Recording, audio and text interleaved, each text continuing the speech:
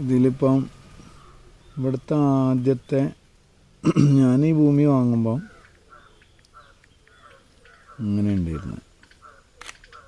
ഇങ്ങനെയുള്ള ഒരു ചുവന്ന മണ്ണും കല്ലുകളൊക്കെ വെട്ടി ഒക്കെ ഫലപുഷ്ടമൊന്നുമില്ലാത്ത ഫെർട്ടിലൈസറൊക്കെ നഷ്ടപ്പെട്ടതാണ്.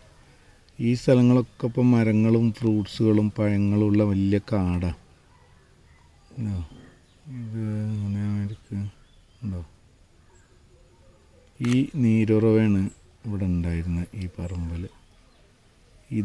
ഇതിനെയാണ് ഇങ്ങനത്തെ വലിയ കുളങ്ങളും ജലസ്രോതസ്സും അരുവിയൊക്കെ ആക്കി മാറിയത്.